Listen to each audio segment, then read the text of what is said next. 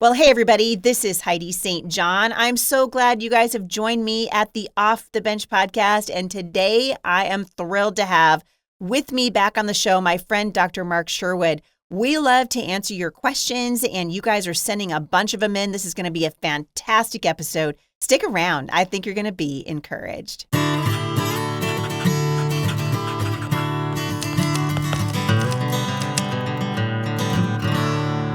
All right, you guys, so you know the drill. If you would like to submit a question for Dr. Mark, the way to do that is to go to HeidiSt.John.com/mailbox Monday. And whenever he comes on, we have a hoot and holler and good time going through your questions. You guys are submitting great questions. We really love having them. So again, HeidiSt.John.com/mailbox Monday. At the end of the show today, Dr. Mark's going to come back and we're going to spend happy hour talking about intermittent fasting. A lot of you writing in about intermittent fasting. It's you've heard me talk about it here on the show before and sort of how it changed the way I looked at food and how I structured my day. Didn't so much structure it around food like I normally did. So he's going to come on after this show. And during happy hour, we're going to dedicate that little portion of today's show to intermittent fasting. If you guys want to subscribe, you go to Spotify and just click on the subscribe button. And that is how you reach us. All right, without further ado, Dr. Mark. My friend, welcome back to the show. It's good to see you. Thanks for having me back as always. And I'm on the road today, so a little bit of a remote background here, but it's all good. Hey, man, I'm a little jelly because you are in Hawaii, yes? Yes, we just landed in Kona, Hawaii, and we'll be here for a few days. The time frame is completely different, as you know. Yep. So I'm going to have to do a little adjustment and have to sort of put everything I teach people when they travel into practice. So there you go. That's true. Well, Hawaii, I mean, we have really dear friends in Kona. That's where I went after after the election, as you know, after my primary. Jay and I got to go to Kona for a few days. It was wonderful. They have a great church there, too. I'll have to send you that. Yes. Wonderful, wonderful people. I hope you guys have a great snorkeling. Oh, my goodness. You're going to love it. Snorkeling. I love it. We got to swim with the manta rays when we were there. Wow. Phenomenal. So I hope you and Michelle have a great time. Oh, you want me to jump in? Am I jumping in? Yes, ma'am. All right. So the first one comes from Amy Jo in Texas. And she says, what are Dr. Sherwood's thoughts on recommendations regarding the use of collagen for skin and joint health? I follow multiple experts and they have varying opinions. Some people say it's great and they encourage its use, and others say it's a waste of money. What say you? Well, Amy Jo, that's an excellent question because collagen is marketed from all different fronts today. And the most common marketing ploy on that one is it's going to help you, grow your bone and regrow your skin and tighten it back up and all that. And those properties are actually true from collagen.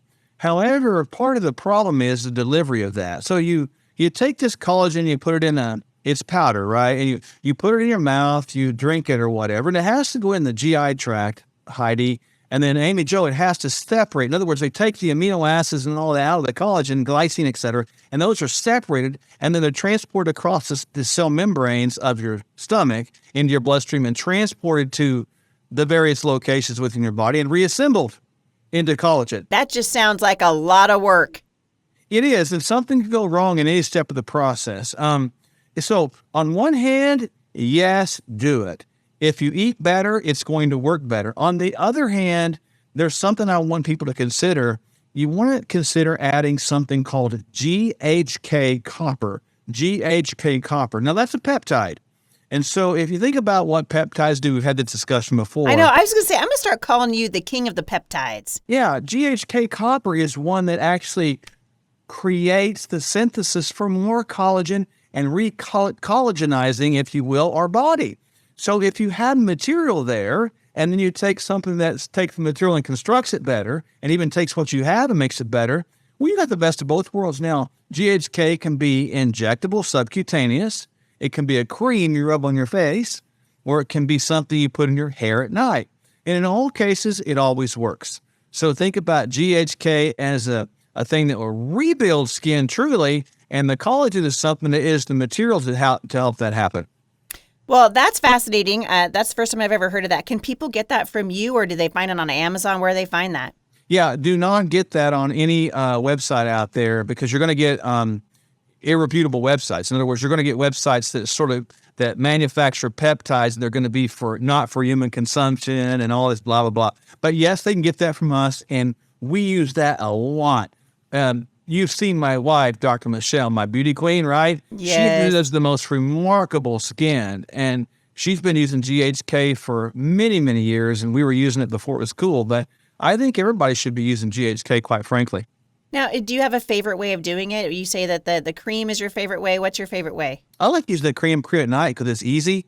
Yeah. It comes in a little pump ball. It's soothing, and a lot of women use it as a kind of after the makeup, you put it on there like a night cream, and it takes the place of all those very expensive night creams that really don't necessarily work. They support, but they don't create. Okay, I love that. They support, but they don't create. And people can That's find right. that at sherwood.tv/Heidi. If you guys are wondering the best way to do that, that's sherwood.tv/Heidi. And I love that you guys use that link. It supports me and it supports Dr. Mark, and it also lets him know that you guys came in through the Heidi St. John podcast. So I love that. Ashley in Alabama, she was asking why medical institutions are still requiring the COVID vaccine. You want to hear something crazy? Mark, I have a friend who goes to church here at a church in Vancouver, Washington, and that church is still requiring the COVID vaccine for people who want to work there. They want to volunteer for the church. They won't let you volunteer unless you get the RonaVax. Yeah. Oh, it just fries me. That's Ashley from Alabama, right? Yes, Ashley from Alabama. So, Ashley, here's the deal. I get asked that a lot of times, and it's a misuse of Scripture, okay, in churches to use that. They say, what you do, what's good for everybody, that whole... Right, you're loving your neighbor, blah, blah, blah, blah, sloppy agape. Sloppy, I love that. I'm going to use that one sometimes. But here's the deal with the medical establishment. They are driven and trained by pharma. And so just know that every single licensed medical school, its funding comes from pharma, the curriculum comes from pharma, and the output grows pharma. And it's supposed to. So, they're going to push this vaccine. There's going to be more coming. There's going to be more mRNA vaccines that are going to be put out there. It's going to happen. Now they're increasing the usage of those in animals. I've seen it where they're going to be in our meat. Yeah, in plants. They're going to put some in plants. So, the bottom line is we're going to have to begin to become, as you and I have talked, more self-sustaining and self-sufficient and self-governing. Yep. That's exactly right. Well, she's asked, she doesn't know what to do, and I frankly don't know what to do either. She's saying that they won't allow you to continue in the program. You can't do clinicals now if you haven't had the COVID vaccine, and they might drop her from the program. This is a horrible position to put these young students in that want to go to medical school. It's terrible. I think that in her case, and this is a hard pill to swallow. So hard, yeah. And it's going to be challenging, perhaps, to hear me say this. But I want you to hear me ask it from the bottom of my heart. If God called you to that profession, He's going to provide for you the way to do that profession. Don't know how, don't know where, but be open-minded to what God does in that. Be open-minded to how He directs. And keep your eyes open, your ears open, and, typically keep your mouth closed unless you hear wisdom come out, right? And so do all those things. And perhaps there's another school that might love to have you, or perhaps you'll see a softening of the heart if people around you put their foot down and say, you know what, I would prefer to do an exemption in this case, because ultimately my opinion strongly is that I do not believe that schools should be requiring that at all in any way, shape, or form. It's a free country. That's freedom. And that would be something I'd stand firm on, no matter what. Yep, I agree with you. And what a terrible position that these schools are putting these young students in. An anonymous listener wrote in and said, I would like to know about testosterone replacement therapy. Is it safe for men? My husband is a combat vet who is on a lot of medications due to that. Well, when you look about testosterone, yes, it's safe if prescribed in the right direction, in the right manner. We prefer micronized bioidentical testosterone and even other hormones over the course of synthetic. They're all produced in the lab, but it is safe. When you're talking about combat vets, you got to think about PTSD or maybe TBIs, traumatic brain injuries, with explosion. a lot of our veterans, because of the TBIs specifically, have pituitary gland issues in the brain. So they don't actually produce hormones well, whether it be testosterone or growth hormone, which gives them a higher risk factor for brain, bone, and heart disease. So in that case, it would be should be looked at as potentially protective. So be proactive in that and look for a doc that's going to prescribe that in the right manner, run the right tests. And when you're looking at a lot of medications, you also got to look at the nutrient pullouts let's create. So you want to make sure that you have a well-rounded, holistic sort of look at that so you can get the things prescribed that you need. Man, and that's good advice. There's another anonymous listener. You and I have talked about this a little bit before. She says she's in new territory with her oldest son about to turn 15. Do you have any natural supplement suggestions for helping a teen boy through mood, attitude, and energy level swings? Yeah, when you get to the little puberty time, it creates a whole new world of crazy, doesn't it? My mom had a supplement. It was called shoveling. Yeah. She was like, we got some shoveling to do. Tool, gardening, work. No, you got to be strong with that. But there's supplements that I think are necessary for teens. You think about when the body is developing and growing and changing, and there's no time like that time when the body's growing, developing, and changing. That's like everything is accelerated. You got to think about, make sure that your son has adequate vitamin D. 5,000 IUs would be appropriate. Adequate magnesium, probably 300 to 450 milligrams would be appropriate. I'd go magnesium glycinate for that. Make sure they have plenty of omega-3s, probably 3 grams for that. And also make sure that they have a good multivitamin, multimineral.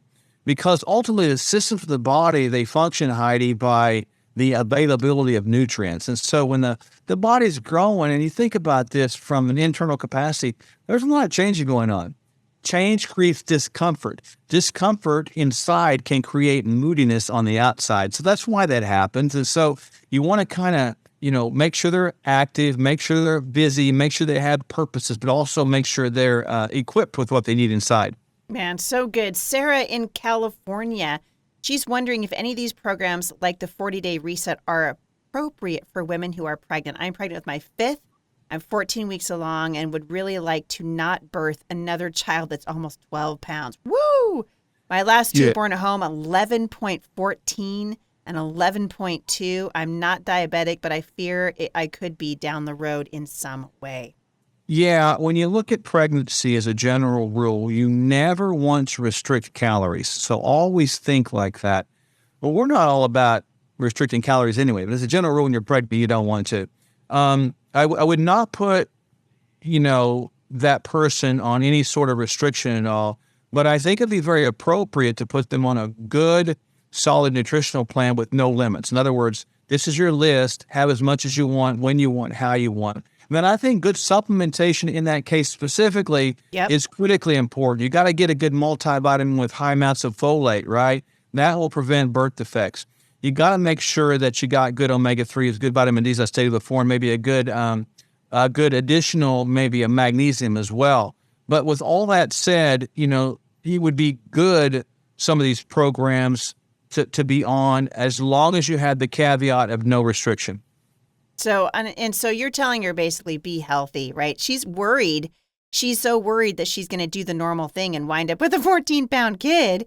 And you're telling her you're going to have to let this thing run its course, right? Lots of water. That's what my doctor told me. Lots of water, eat healthy, lots of vegetables, lots of fruit. But she's not diabetic, so it's interesting she's having such big babies. Well, it is unusual, but, I'm sure that somebody has to, supply the linemen for the Dallas Cowboys. Yep, that's right. But, Totally. maybe there's some purpose behind that. But bless your heart, man, those are big babies. And I think you got to, in this case, ride this thing out and do everything that you know to do that you have control over in an excellent way. Yep, I agree. Michelle in Virginia, lately it feels like my 10-year-old is always sick, and she seems to get hit while she's down. She'll recover from a stomach bug to be hit with a cold 2 days later. She had plenty of unmasked in-person exposure to other children and adults during the pandemic. So I didn't expect her immune system to take such a nosedive, but this school year has been terrible. She eats pretty healthy, takes a probiotic, gets lots of activity, plays outside. Are there any supplements or specific diet changes that you use with your elementary age children to boost their immune system and keep them healthy? Absolutely, Michelle. One thing about your daughter, and I want you to look at this from both sides of the proverbial coin, we say. If your daughter is responding with the ability to create a fever and create these sickness things, that's actually a very healthy response. It is not healthy to not be able to do that. So there's actually some benefit there. So I kind of want you to see that she's actually got an immune system that will respond. It's highly adaptive, and it's going to learn how to adjust later in life. Now, having said that, any immune system can be overtaxed and overattacked. So with her, you want to make sure that she has about 500 milligrams of maybe a vitamin C. Keep that going. Keep the vitamin D up, as I talked about. And I would not hesitate to go 4,000 IUs with that one for that 10-year-old girl. I think as well, I would go omega-3s, probably 2 grams. And then I would go a very good children's multivitamin, multi-mineral. Those are key. And even though the child might be outside a lot and all this stuff, they're still going to be needing those vitamins and minerals. So make sure that you do those, not just for her, but with your entire family. Man, so good. I've got time for, I think, a couple of more. This person says, Dr. Mark Sherwood was on my podcast, Robbie, Oklahoma, with my mom a year ago when he was running for governor, and we love him. So you got some super fans here. My question is, pre and post workout supplements, which does he recommend? And is there a replacement for thyroid medicine? Those are pretty two different questions. They are. So pre-workout, what I take every day is I use something called ATP Ignite Workout. I like it because it doesn't have any sugars. It's got the full gamut of B vitamins, electrolytes. It's got a little tiny bit of what's called pterostilbene, that starts with a P, by the way, caffeine, which doesn't stimulate the body, but it stimulates the mind. And it's got a little bit of creatine, which helps to grow muscle. So I like that pre-workout, ATP Ignite Workout. And again, that's on our website. People can just put the search or a little hourglass thing, a little microscope, and you can find it. Post-workout, I use Kingdom Fuel. I like it. It's got a whole meal attached to it. That's what I've used. 20 grams of protein. It's got greens and reds, fibers, vitamins and minerals. So there's really nothing better than those two combinations right there. Yep, and they can get that at sherwood.tv/Heidi. I've got some Kingdom Fuel, and I like it. It actually tastes good. It does. It's not bad. Sometimes you get the stuff and you're like, dude, no, I don't. I know. Ooh, but this is actually good stuff. Sharon in Virginia says, in 2020, I quit my job. I worked at a university. And then that winter, I got COVID. And I feel like ever since I've had COVID, probably twice in the last 3 years, I've been sick more times than I have in my life. I feel like my immune system is broken down. So a lot of the same sort of questions, we're hearing this in the wake of COVID. She wants to know what immune supplements she can take to help build it back up. Yeah, Sharon, that's a common theme I hear. You know, one commonality or is synonymous with this type of phenomena you're looking at. They call it kind of a long-haul COVID kind of scenario. But really the commonality that's been studied is mitochondrial dysfunction or mitochondrial lack of optimum function, let's say it like that. So what I like to do on that is we have what's called immune support packs. It's a little pack of 5 pills that contains 14 of the well-known nutrients such as quercetin, NAC, all those things, zinc. And it's all in one. And so if you begin to take that once a day, add some D to that and add the omegas to that, you should be well equipped. And then I think as well, it would be wisdom for you, Sharon, to probably look at getting a micronutrient test. A micronutrient test to look at the amount of cellular nutrition you have down at the cell level. So you could actually instill more of the mitochondrial function as opposed to just wondering what's going on. That's a great answer. Here's a really interesting one, and we'll end this segment of the show with this. Should I be concerned about accepting donated breast milk for my baby from someone who has received the vaccine? Yeah, it's interesting because toxins are stored in the fat. Did you know that? That's interesting. So fat is most toxins are fat soluble. So if you look at the toxic ingredients in vaccines as a whole, right? Any vaccine doesn't have natural ingredients. I mean, that's just a given. We know that. So you think about this idea and potential of having the toxins not just from vaccines, but also other sources, just gunked up in the fat. And for me, I would be concerned about that. I would too. I was just going to say the same thing. I'm sorry, lots of stuff gets through breast milk. They do. And by the way, when women are breastfeeding, a little known fact is 33% or approximately 1/3 of the mom's toxins go through the breast milk into that baby.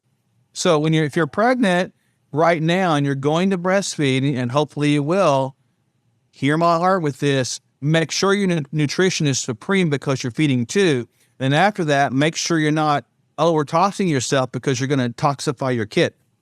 Man, it's such an important thing, and it's such an important conversation. It's amazing. I was thinking, I mean, this is completely off of the topic this mom was saying, but it does relate about all of these women now who are taking these cross-sex hormones.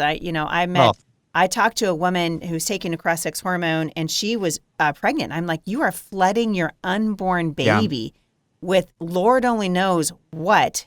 Think about what is happening to these little ones. It's just so sad. Such a sad time in the country right now. It is. I mean, you look at some of the more infamous in utero sort of development that's happening. Look at autism. 40 years ago, 1 in 40,000. Today, about 1 in 35. And if those trends continue, and they are progressing like a speeding bullet at best case scenario, if it doesn't stop, it's going to be 1 in 2 by 2050. But the way I see it, that's going to increase before that. And look, we're causing a lot of this. We blame it on one thing, but it's really all cause everything. And we've got to really clean it all up. Everything that comes from our mouth needs to be sort of stopped at the border, and control your own mouth border, Yep, it's true. And it's why, right before the show, you and I were talking a little bit about this, and you alluded to it on the show today, is people need to become more self-sustaining.